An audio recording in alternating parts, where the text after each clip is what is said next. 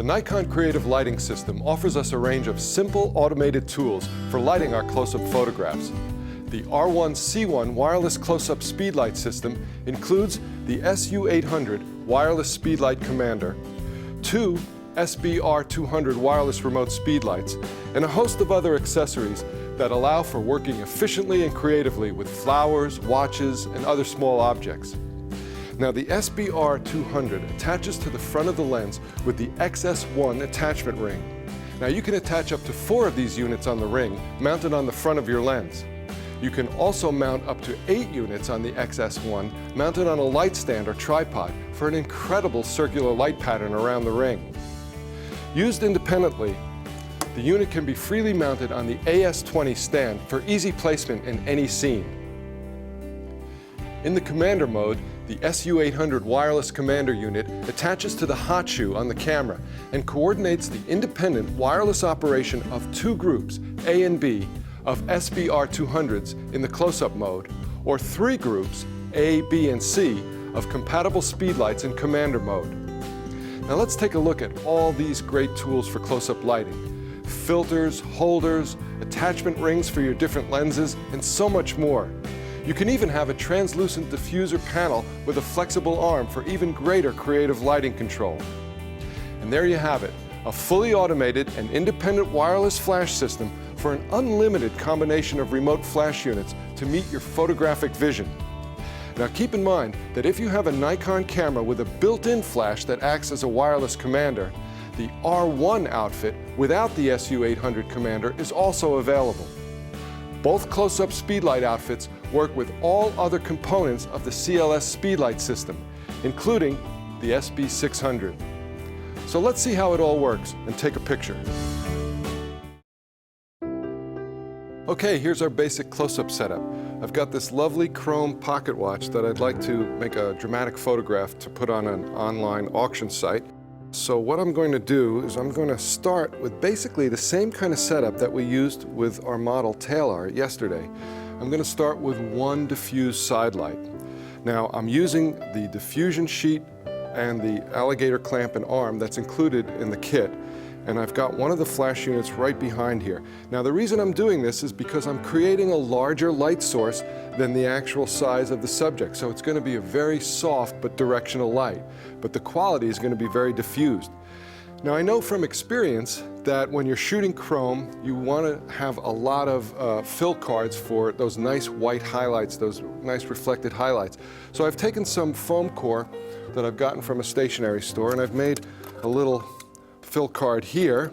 Now that's going to fill the side here. I've got white on the bottom, and now I'm going to complete the illusion here by actually putting a white top on it.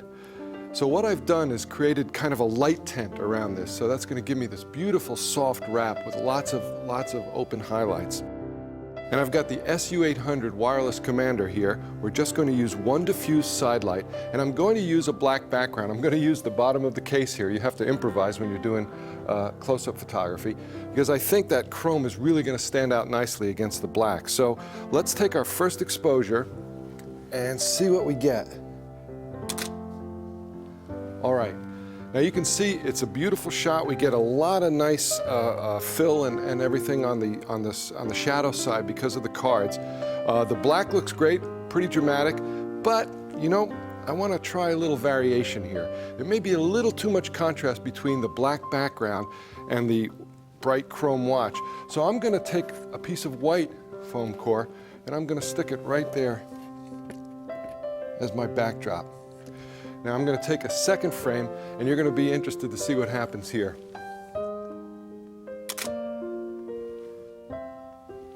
What happened to the white background? It looks gray, doesn't it? Well, remember what we said about flash falling off quickly. That's quite a distance between our main light and the background light.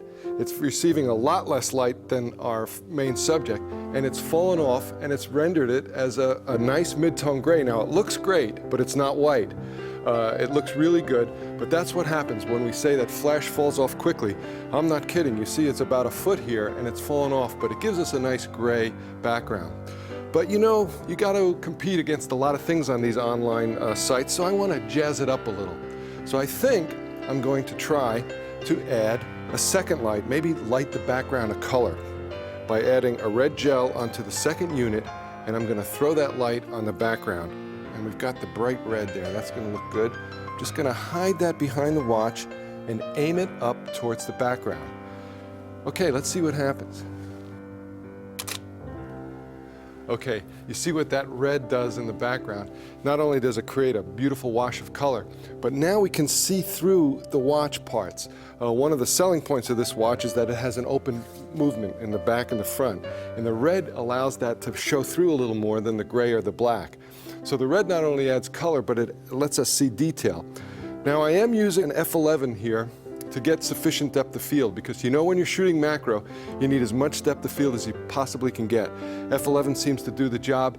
It gives me nice, sharp, front to back focus on the watch, but it doesn't focus too much on the background. So now it's just a matter of, a little variety. So I'm gonna see, now that I know that the color on the background works well, I'm gonna try a different color and see what happens. The red is a hot color, blue has more of a cool feel. Let's see what happens there. Okay. Now I'm controlling the output of each flash using the A and B channel on the SU800, so I can vary the power if I need to. But these gels seem to be about the same, so I'm going to start with the same settings. And let's see what happens when we do the blue. Okay, another nice rendition. Much cooler this time, but now we can still see through the watch, and now we have this blue wash behind it. So now, using these simple 2 strobes, I've done 4 different setups and created